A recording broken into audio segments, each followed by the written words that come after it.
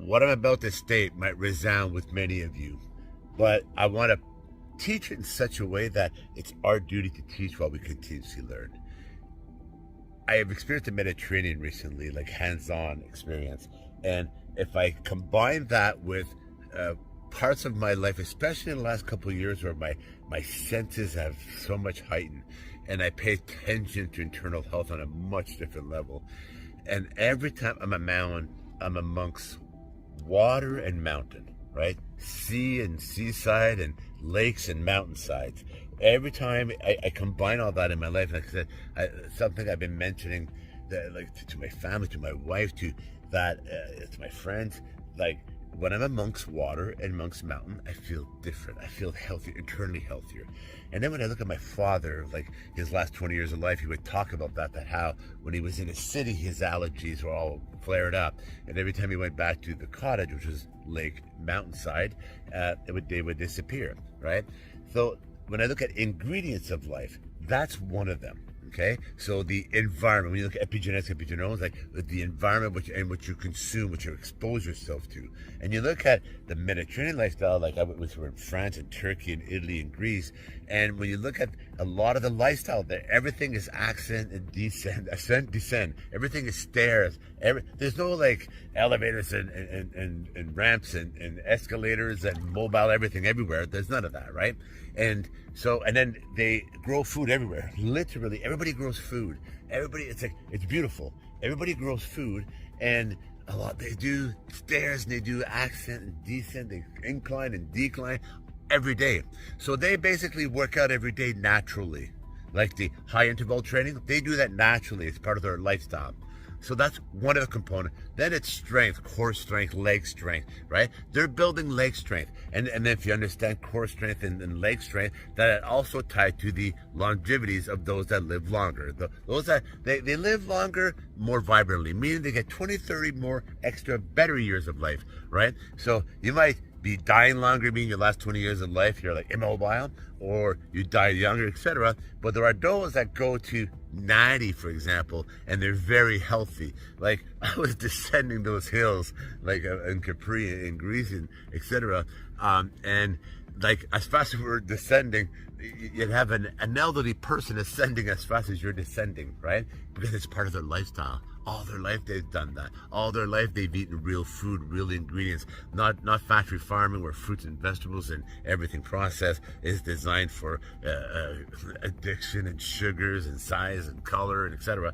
But not their emphasis is not nutrient density, but parts of the world that nutrient density comes naturally because it's part of the lifestyle, because it was taught how to garden, it was taught how to grow food, it was taught, and it's passed on. And when you look at those societies, you see it on the mountainside. You see that everybody is teaching how to grow because everybody's growing, right? Everybody's growing. Everybody's property has something growing because they're passing it on. That's our duty to teach while we continue to learn. And I know a lot of the cultures, they came to Canada, for example, and they didn't want to teach their children the language, etc., because they want their children to focus on the language of the land. And I understand that, and I respect that. And I think that what was missing, what was done wrong, it should have been combined anyways, because it's so important to teach the language. Because when you teach a language, the child gets so much more in life.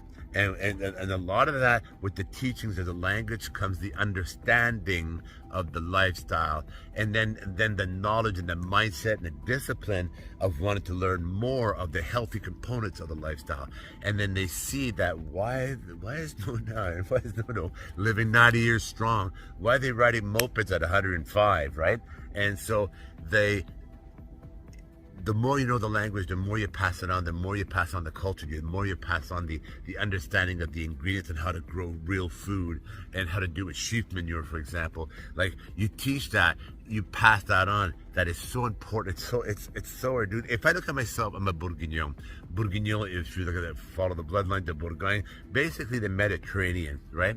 And I started understanding living a Mediterranean lifestyle a few years ago, and I started getting more heavy into the Mediterranean lifestyle, and just raising my bar, raising my healthometer, and I'm constantly climbing that hill, because my life is I want you to imagine a gravel hill, And that's my life. That's how I feel my life is. But there's a flip side to that.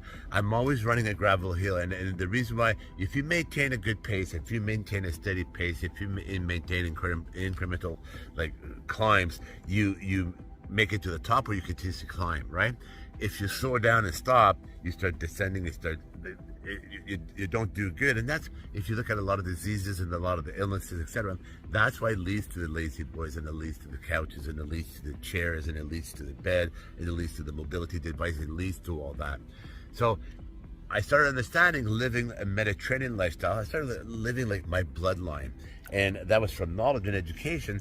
And then, but when you start following your bloodline and teaching your bloodline, you start living like the people. Let's just call the blue zones. People call them the blue zones. I don't want to get into that, but those are all lifestylers, just like people around the world. There's lifestyles around the world, and it's passed on, it's taught, right? Our duty to teach what we continuously learn, and we need to teach the growing of food. We need to teach the get up. I call it the walk and talk after a meal. Not go and sit on the couch and nums on everything else. Go for a walk. Go for a walk and talk. Learn about each other. Pass on the stories and the memorable moments and of the respect of that person, to pass it on. But also pass on the teaching. Also pass on the how to grow food.